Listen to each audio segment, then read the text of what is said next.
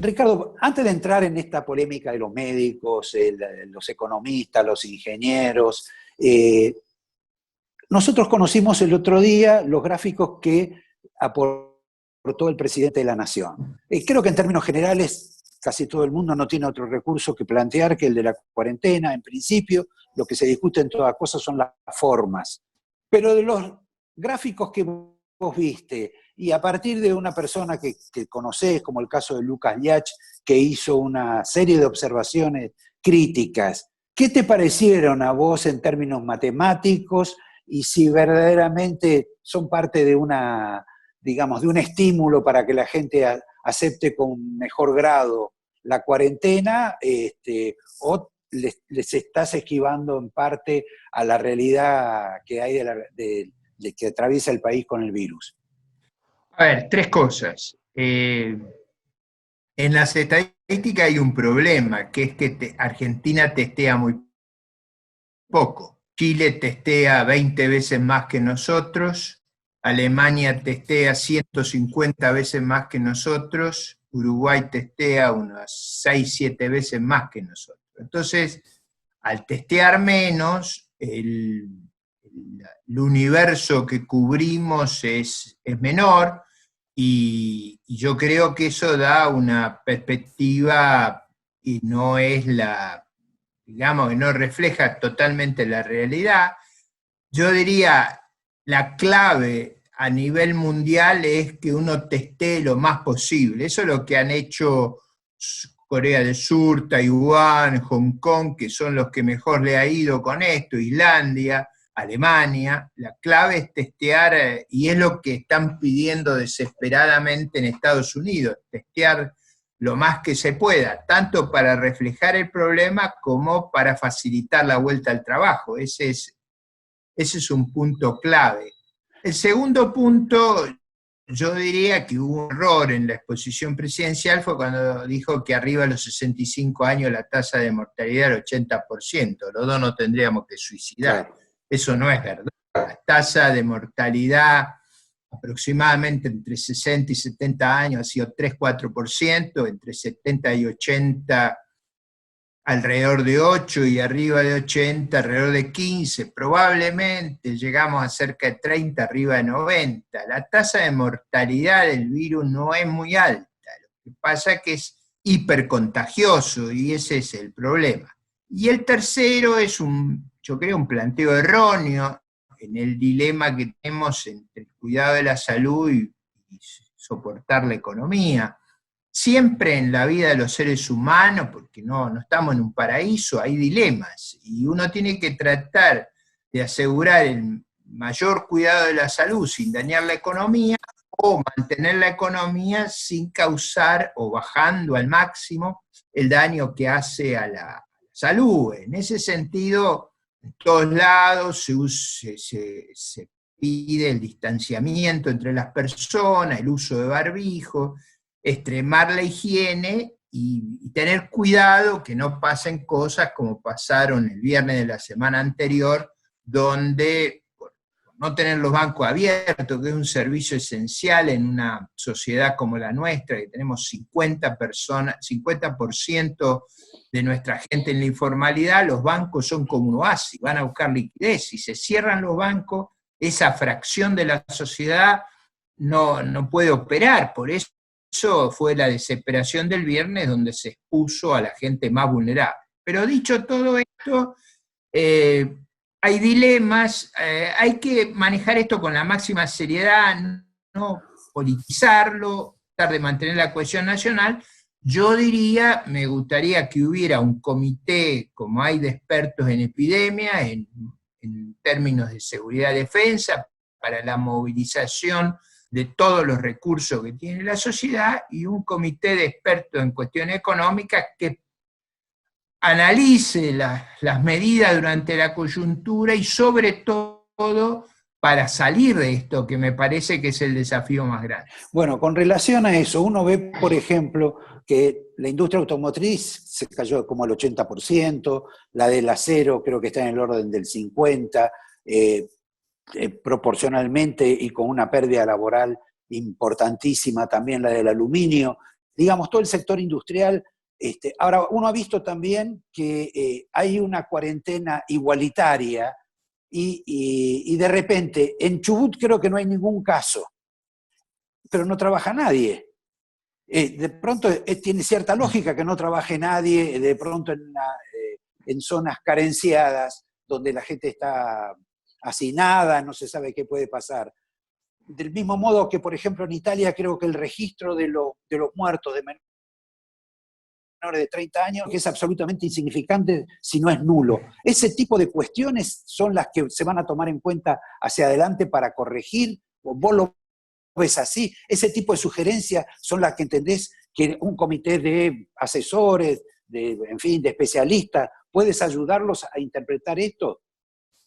Yo creo que sería muy bueno que tuvieran la misma calidad técnica y académica que los epidemiólogos y hagan ese balance que hay que hacer, pero parece de sentido común lo que estás proponiendo y yo creo que por ese camino es que debe marcharse. Me parece que la gente más joven, los lugares donde haya menos congestión, los lugares donde la pandemia ha atacado menos, me parece que eso en países lo resuelven los gobernadores y los intendentes. El nuestro es un país federal, nosotros tenemos que descentralizar todo lo posible esas decisiones, primero porque eso respeta la Constitución, y segundo, porque creo que uno de los errores fue centralizar todo en el Malbrán. Nosotros debemos tener 100 institutos, 100 laboratorios tomando test, porque la clave es tomar test, y eso es mucho más fácil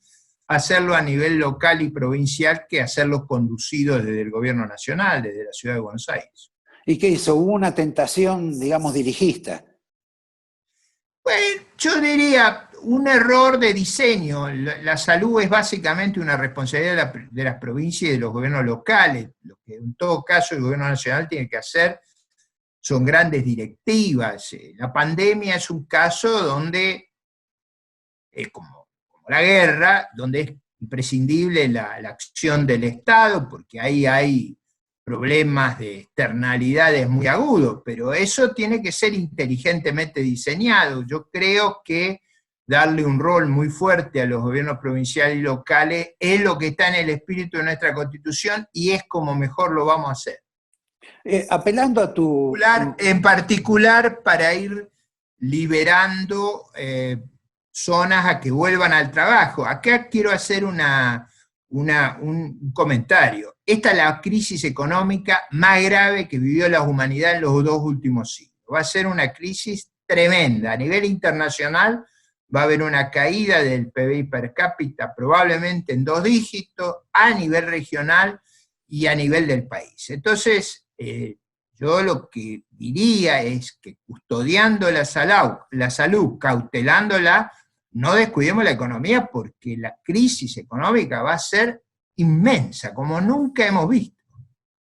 Esto es lo que antes se llamaba la milladura. Sí, va a ser una crisis, yo calculo, de una envergadura que va a exceder la de la década de los 30, porque bueno, ha habido una contracción de la fuerza de trabajo, ya sea por pánico a enfermarse o por órdenes del gobierno, que ha generado una caída enorme de la actividad económica, y eso va a generar una caída enorme.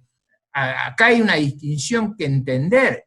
Todo el sector privado hay que generar los impuestos. Todo el mundo vive de los impuestos que se pagan. Por eso esa caída del sector privado va a generar una inmensa contracción de la capacidad de gastar del gobierno. Un poco podrán emitir, pero después finalmente va a tener que reducirse a los impuestos que se puedan recaudar, y eso implica una corrección como nunca hemos visto. Entonces, yo creo que tiene que haber un equilibrio, una decisión inteligente, balanceada, entre los problemas que estamos enfrentando, como los problemas de seguridad y despliegue, de defensa, que la movilización de recursos que hay que implicar acá es inmensa, así que eso tiene que ser digamos, como un ejercicio, y un ejercicio para la pandemia, que uno de los puntos que destacaba era la vulnerabilidad en Ezeiza, o sea, cuánta medición íbamos a tomar a la gente que llegaba. A lo mejor se subestimó la magnitud de la crisis, se pensó que iba a venir más tarde, y las medidas precautorias en la frontera fueron, digamos, sufrieron un retraso, y eso yo creo que es parte del problema que tuvimos. Ahora, ya que vos mencionaste el tema de Ezeiza, uno inevitablemente piensa en el tema de turismo.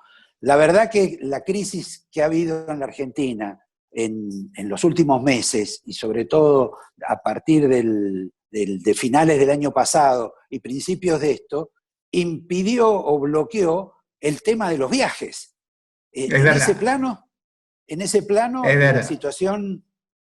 Es verdad, o sea, si nos hubiera agarrado en el 2017-2018 hubiéramos tenido 6 o 7 veces más turistas afuera de los que tuvimos, porque la venta de pasajes cayó dramáticamente por la crisis, por la devaluación, por los impuestos.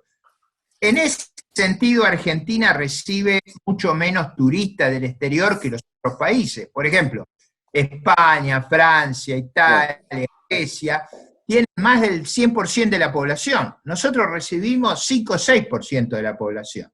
Entonces el impacto del turismo fue mucho menor de lo que es en otros países. Eso no quiere decir que en cierta zona de nuestro país eso va a tener una significación muy grande, o que países, por ejemplo, los países del Caribe, de Centroamérica, Cuba, van a recibir un impacto devastador, tanto de la caída del turismo como de la caída de las remesas, que tampoco Argentina recibe. Así que desde ese punto de vista, por las commodities que producimos, por las remesas, por el turismo, deberíamos tener fortalezas que pueden en parte atenuar la enorme fragilidad con que entramos a la crisis, porque haber entrado con una moneda devastada por la inflación, con un fisco en un alto desequilibrio, eso nos ha creado una gran debilidad, y espero que esta lección se aprenda, que en los tiempos de normalidad hay que sanear la finanza pública, hay que sanear la moneda, y no esperar que nos venga un cisne negro como este y nos despedace. Finalmente, aunque es lo menos que quisiera tener con vos para seguir hablando, estamos en el tema económico, tenemos el tema de la deuda, tenemos el tema del Fondo Monetario. El jueves próximo presenta Guzmán y Fernández una oferta, da la impresión que es toda una discusión bizantina, pero la discusión con el fondo, la integración con el fondo, ahora que Stiglitz, creo, dice, bueno, no hay que romper con el fondo puede ser un auxiliar importante en la medida que aumente su capital, haga participar a los otros países. También el tema de aquellos 5.400 millones de dólares que le habían prometido a Macri y que no se lo dieron, ¿tiene posibilidad la Argentina de reclamarlo? ¿Eso cómo se logra, si es que se puede lograr? A ver, yo diría, debe haber más de 90 países que han pedido auxilio al fondo. Yo creo que va a haber, luego de la catástrofe humanitaria a nivel global, un esfuerzo de coordinación y de canalizar a través de los organismos multilaterales el apoyo. A mí me parece que Argentina, que es miembro de esas organizaciones, tiene que ir a todos los lugares que pueda, anotarse para estar en situación pareja con los demás. Si van a ayudar, nosotros no podemos estar afuera de eso. Nosotros vamos a terminar, como el resto de los países, en una situación muy delicada, y debemos ir a buscar la ayuda donde esté, en el Banco Mundial, en el BID, en la Corporación Andina de Fomento, en el Fondo Monetario, donde haya espacio. Hay que ir a anotarse, a cooperar y a ver si podemos participar de lo que yo creo que va a ser inevitable, que haya una suerte de plan Marshall universal, que va a tener que usar la cooperación. Lo que dice el profesor Stiglitz, que es razonable, esto es algo que nunca nadie vio y que va a tener un efecto devastador sobre el mundo lo que propone Stiglitz es cooperemos. Y yo creo que es una buena propuesta. Cooperemos, anotémonos ahí, hagámoslo sin prejuicio, busquemos la mayor cantidad de apoyo que podamos conseguir y que además hemos estado institucionalmente vinculados, somos parte de esa cooperadora, hay que ir a hacer lo que hacen los demás países. Perón no lo hizo cuando tuvo su momento y la Argentina no participó del Plan Marshall. En alguna medida tampoco no sé si lo necesitaba. Bueno, eso también, yo creo que fue un error no haber participado de las instituciones que se hicieron en la posguerra, que también es importante para la reflexión local. Las reformas se piensan durante la crisis. Las Naciones Unidas, los organismos multilaterales se armaron en 1944, 1945 y se armaron previendo el mundo que seguía para no cometer los errores de la década de las 30. Yo creo que Argentina está pensando hoy lo que va a hacer para el futuro. Es cierto que a la salida de la guerra, Argentina tuvo dos condiciones que no estaban. Una tenía 200.000 millones a precio de hoy en reserva, y tenía los precios de las commodities a 10 veces lo que son hoy. Si tuviéramos esas circunstancias, estaríamos dándole a los demás, no recibiendo. ¿Qué bueno, fue Ricardo, en la posguerra? te agradezco mucho la participación. Ha sido notable, me parece que es un servicio que les das a la comunidad desde el ángulo económico, desde el ángulo de la historia, y nos faltó el tema de la defensa, pero eso lo dejamos para otra oportunidad. Te agradezco otra vez y te vuelvo a invitar. Igual, Roberto, una sola cosa. Igual sí. Los ejercicios sobre las pandemias se hacen en general con salud pública y defensa. Nosotros tenemos que usar todo el potencial que tenemos disponible. Esta es una circunstancia que es vital que usemos todo lo que tenemos disponible, afuera y adentro. Ese es mi mensaje. Muchísimas gracias, Ricardo, y nos vemos próximamente. Hasta luego. Hasta luego.